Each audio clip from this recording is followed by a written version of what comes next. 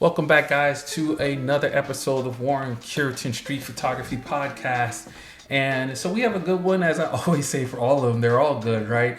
And I want to bring some more interesting topics to you guys in and around street photography as it centers around what we discuss on this podcast. And again, we will go over what I see is trending, what I feel is trending, if what's trending is a good thing, I think, or a bad thing. Want to see what you guys' thoughts are around it.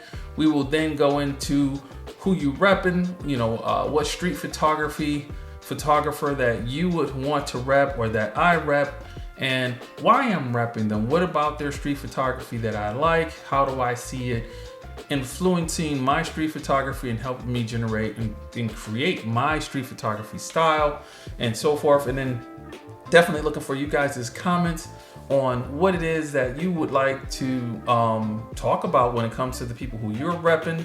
And then we go in from that to going into street photography gear, anything and everything about street photography gear, from lighting, if you use it, to the cameras, to the lenses, to whatever, as it pertains to street photography. And then finally, we end with a question from either myself to you guys or from you guys to the rest of the community around street photography. I'll give, of course, my answer on it and what I feel about the question being asked, whether that's me asking the community or whether you asking me to go ahead and ask the community as well.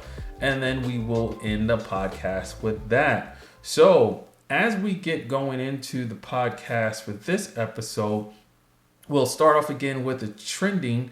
And as I look at my notes, I had thought about this one from time to time again and really never knew exactly how it manifested itself, if that's the right word, in street photography, because it could go either way. You've heard it said different ways. You've heard it said or discussed as, do you edit versus do you not edit, and so forth.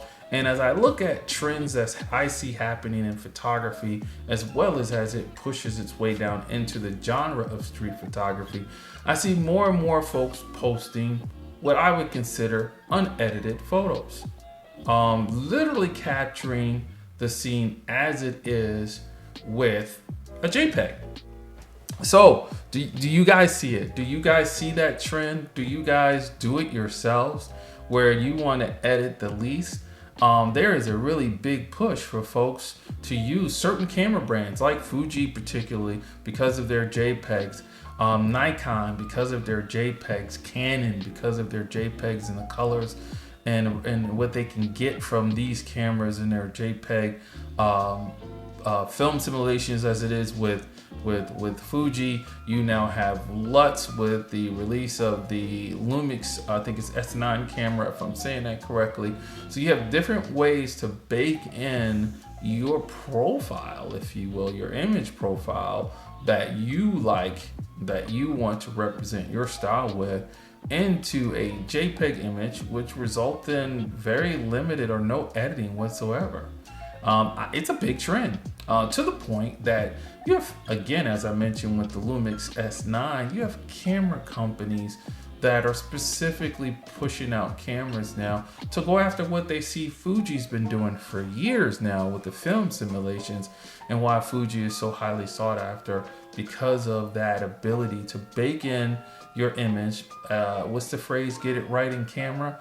In this particular instance in street photography, if I know that I can bake in my style on the JPEG and get it the way I want, I don't have to edit. I will take that image. I have the ability now, with the increases in the apps that they have for all of the major brands, Fuji included, to upload that image instantly into my smartphone, and then immediately upload it onto my social media and share with the world, right? And I don't have to go home, edit a raw photo.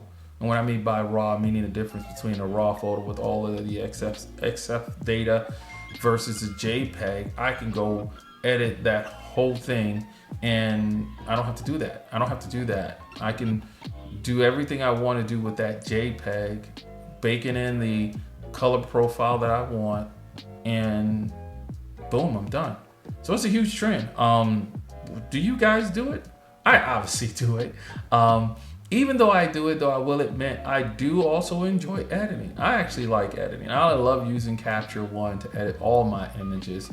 Even when I like what the JPEG is done, I like the fact that I can pull that raw image into Capture One and be able to show it, and Capture One, excuse me, represents that image the way I shot it with that JPEG formula, which I think is phenomenal. Lightroom will do it too. Lightroom will definitely do it. I've seen it do it for me on my Nikon images, but I know that Capture One does it for every camera brand I use, which right now is Nikon, Fuji, and then of course my film cameras. But when it comes to the mirrorless cameras, it does it for my Fuji, it does it for my Nikon, and I can do some more tweaks on it because I have the raw data. So I enjoy doing that. So I'm a little off from the trend. But there are times when I want to get stuff up quickly on my social media because I got a really good JPEG image and I really want to share it right away, like most folks are doing, kind of like that smartphone effect, you know, where I can take a picture with my smartphone and share it instantly into the social media verse, internet and so forth. We can do that definitely with the images that we get from our cameras using JPEG. Especially when we have the ability, like with Fuji, to use film simulations. Nikon has its profiles, and then you also have the Lumix S9 now incorporating LUT profiles that you can apply to your images and video in camera and be able to use it right out of camera with very little editing and share immediately. So I think it's definitely trending. I think it's an actually pretty cool feature set to have, especially as a street photographer, where I don't have to do a lot of editing. You know, if we look at street photography 50 years, 40 years ago, where they were predominantly still shooting film, most of them used whatever film they had and that was it. And they posted those images up. So it kind of brings us more back to that nostalgic time of very little editing and post and being able to get your images out quickly, like if you were doing some type of documentary style or reportage style street photography where you had to get your images to a news outlet. You didn't do a whole lot of image correction editing. It was whatever that film stock could provide for you. And as we move to digital, the JPEGs definitely provided you that ability too. RAW only really comes into effect when I have the time or I have the need to edit that photo for the client, right? So there you go. What do you guys think? Hit me in the comments. Let me know what your feelings are around the trend of shooting it as it is, very little editing for your images for street photography, using JPEG over going back and editing in RAW. Which camp are you on most of the time if you're not specifically on a particular, I only use JPEGs, or I do edit my RAWs and post that on my social media. So there you go. Now, we got a special one this time when it comes to who you're repping. So as you know, I talked about this commenter last episode, and I said I wanted to bring forth the artist that he wants to rep for this episode, and that's Michael I want to say Galley or Galley. I want to say Galley, but his YouTube name is Michael Galley 88. I think it's Galley 88. And he basically wanted to rep Sean Tucker. So Sean Tucker is a UK photographer. He is pretty much from my first experience with him, he pretty much hit the scene for me in YouTube. I actually found him on YouTube like some other people may have found him, and he has a wonderful YouTube channel that I'll link in the comments or link somewhere, where he basically goes over his style of photography. As I read his philosophy, which I think is phenomenal, and believe me, the times I've seen a number of his videos, I've learned some things from watching his videos about his style of photography, how he approaches it based on his philosophy. And that philosophy is, I've always been fascinated in the why behind our creative drive. And so some of the films I make explore more philosophical ideas, which help me stay mentally healthy and motivated as an artist. Which, I mean, dude, I love that. he wants to know why he's out there. He wants to know what he's doing, to stay focused on that and be able to get the images that he's looking for based on that focus, based on that why. I've said in a few of my YouTube videos, and I believe on a podcast episode or two, that you need to know why you're out there. What are you doing? Are you doing street photography of people, portraits? Are you doing general street photography, unobtrusive? Are you going after intrusive photography like we talked about on one of the most recent podcasts? Are you going to go after architecture? Why are you out there? So you can keep your focus and go after looking for the images that you're out there to get, and focus on that, not be distracted by other things that happen. Because as we all know, when you're out doing your street images, there's a whole lot going on. And it can be very distracting unless you are focusing on the why. Why am I out here? What am I going after? Why am I going after it? Why am I at this location? Because it gives me the opportunity to go after the images and the style of street photography that I want to get. Now, when I read the comment that Michael put down, he thanked me for the episode. Thank you, Michael, on who you're repping. And he stated that he started using mirrorless and interchangeable lenses 2 years ago, and life got in the way. Hey, it happens to most of us. And most of his photos have been of his dogs, especially on walks at the park, and other dogs and so forth, vacation photos. He's interested now in 2 themes of his photography: landscape and street. Way to go. And I even encouraged him in a response to get out and shoot. He says he has been gravitating towards Sean Tucker and his use of negative space, light in urban settings. Living in North Carolina, he said he could cheat with Ansel Adams. We all could. And living a couple of hours away from Yosemite, which I think is phenomenal. Get out there and get that landscape. But there are hundreds of places just as spectacular and less visited by people. So I wanted to spend time in those places. I posted it for those watching the YouTube release of this podcast. You can see his full comment there. But I commend Michael for getting out and changing it up a bit, challenging himself, going after street images, and seeing how he can use the style of Sean Tucker to enhance and improve or add on to his own style of photography. That's what it's all about, right? You see images that you like, you find out about the artists that took them, you find out about the reasons, their style, and you see how you can incorporate that into your own. And again, Michael, I commend you for, one, posting a comment, thank you, bringing out who you repping. Again, Mr. Sean Tucker out of the UK, I believe he's in London, and telling us why you like his photography and what you plan on trying to emulate. Fantastic. And I agree with you. When I look at his website, and as you guys go to his website, I'll have that in the comments along with his Instagram. He has a number of different styles of photography he's taken. Click on the street and you'll see the type of street images that he's taken, from black and white to color, taking great use of lights and shadows, definitely taking great use of negative space, as Michael stated in the comment.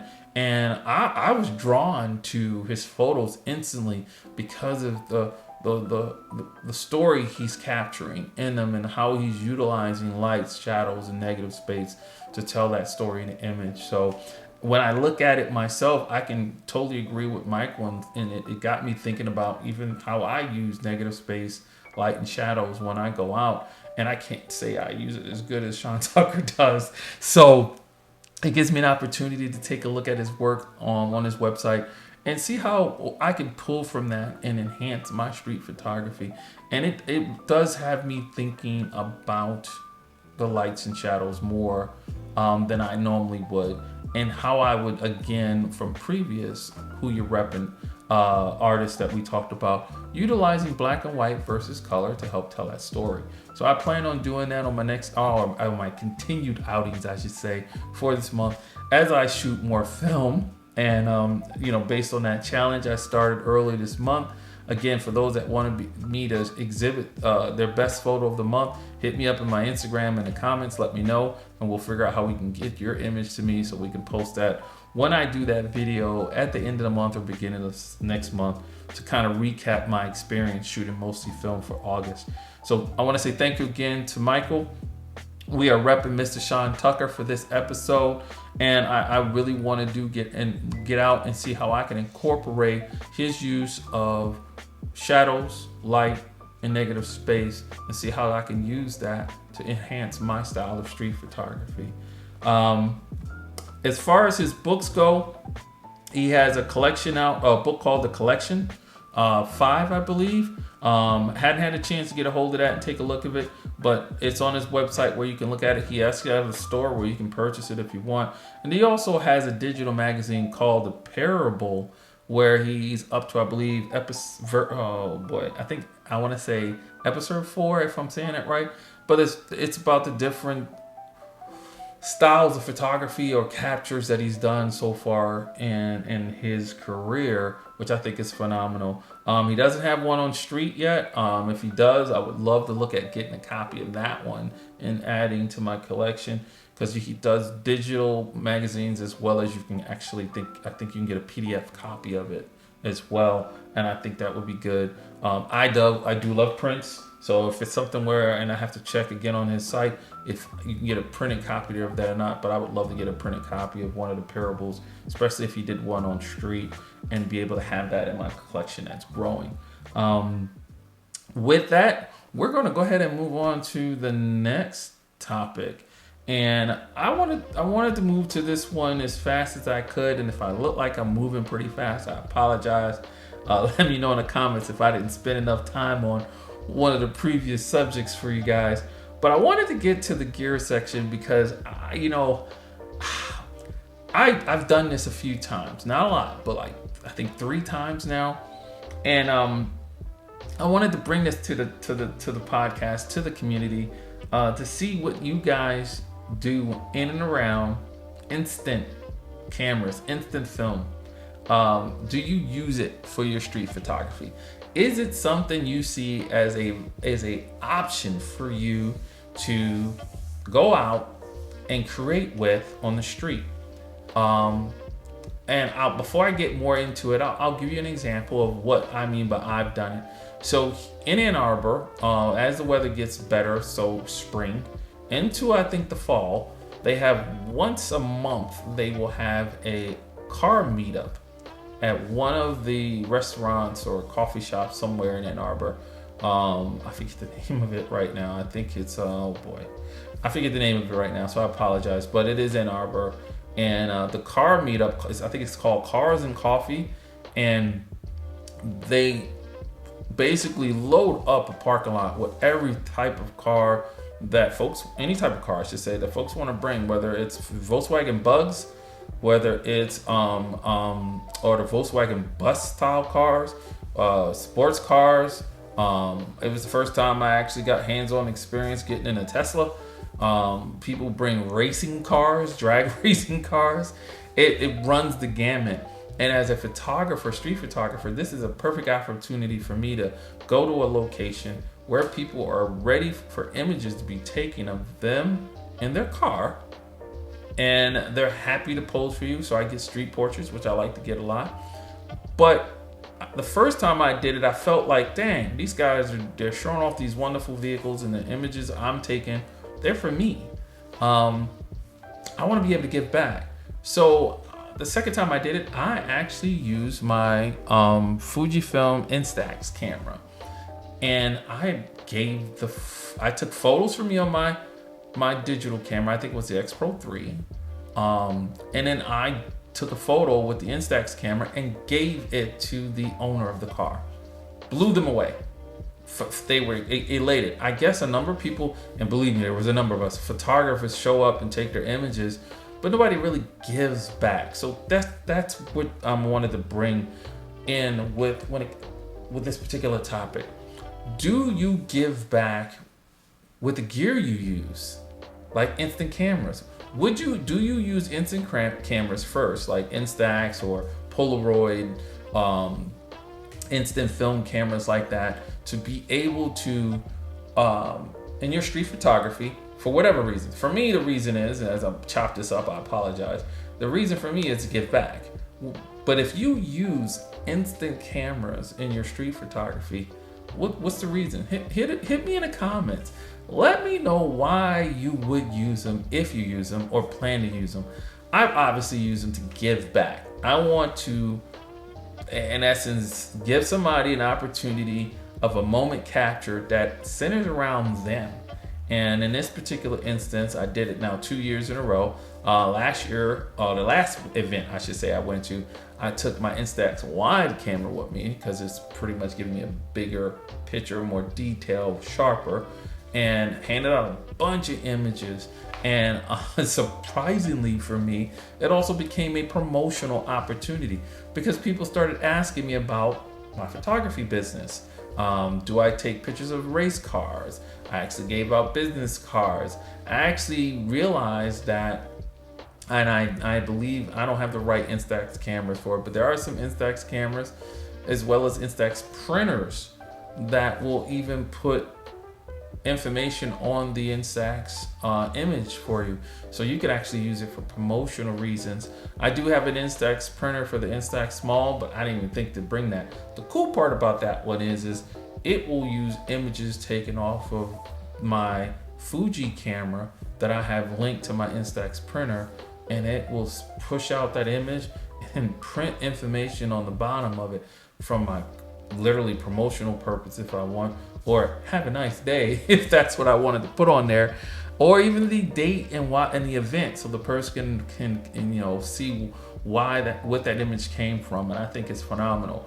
I had such a good response from it that whenever I do go to certain events like that, festivals or specific events around cars or something like that, I will bring the Instax camera with me, whether I use it or not. It all depends. And if I do use it, it is for the sole purpose of for me to give back to the people I'm taking pictures of, so they can commemorate the moment and enjoy that in future days to come. So when it comes to gear, do you use Instax or Instant? I ain't gonna just say Instax because you got Polaroid out there as well and some other things. But do you use instant film cameras in street photography? Is it something that you see as a worthy creator tool for your street photography? Whether you're keeping the Instax film or instant film images for yourself or not. If you do, why do you use it? What do you do with the film? I'm curious. Hit me in the comments. Let me know. I'd like to see what that is and maybe continue this discussion on the next episode based on the responses that I get. So now with that, we're going to move on to the last topic. And, I got some good responses from the last episode in the question of your moral compass. And some folks agreed with me with the not shooting children. And then there was a person that said that, and I agree with them. I can take that image of the child in these days, and it's different than a person thinking of me as the old guy with the camera. What is he doing? Or the guy with the camera. It shouldn't be that way. But again, I've come across instances where I get questioned about what am I going to do with the image and so forth.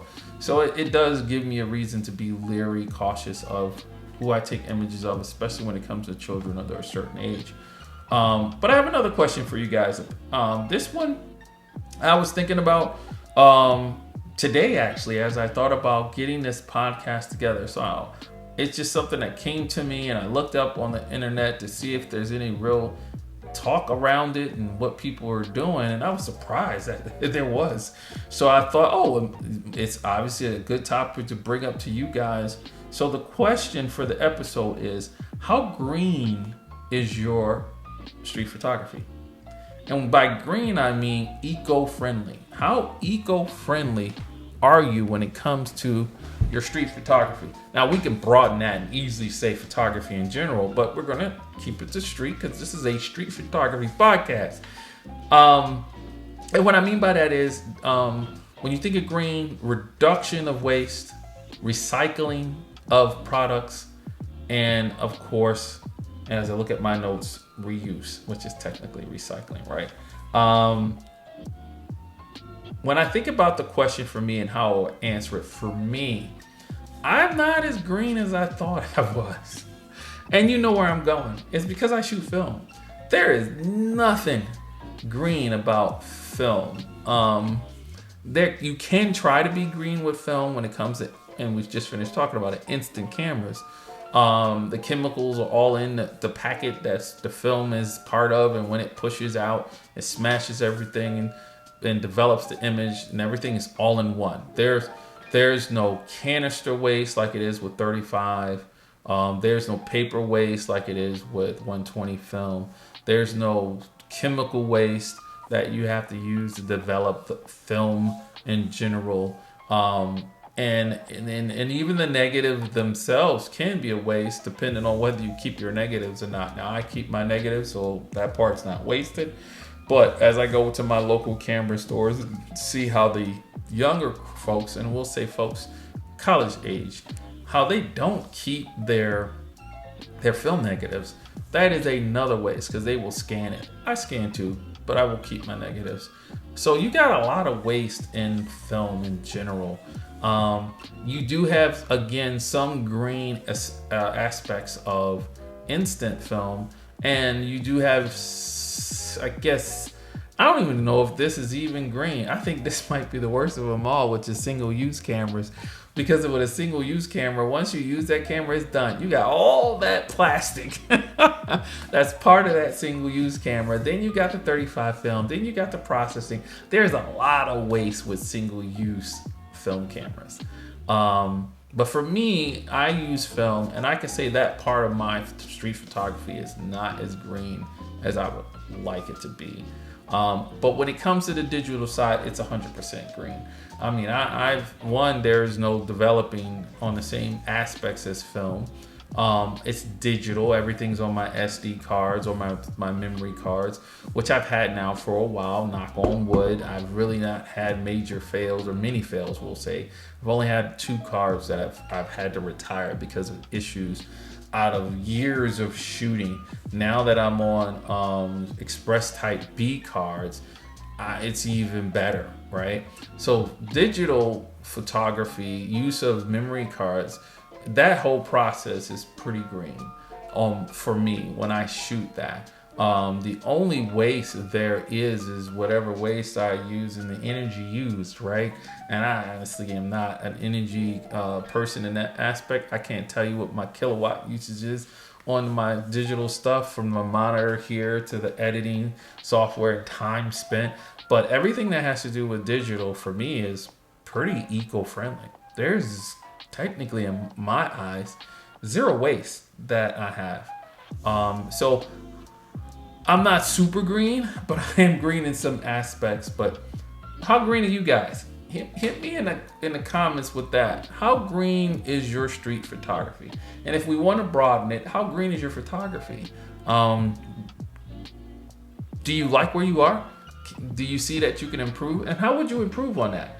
You know, for me, if I wanted to improve on my film photography, I guess it would mean either stop shooting film or you know, I do develop my own black and white. That helps a little, I guess, but not really, because I'm still using products, chemicals. That's a tough one. I mean, to be totally green for me, I would have to stop shooting film, which is a tough one. So that is the podcast. You guys let me know. Hit the comments with the stuff we went over with today. Let me know what you think so we can share to the community, and I can let the community know what you guys' thoughts are on the topics that we cover. I will see you guys on the next pod. Have a good one.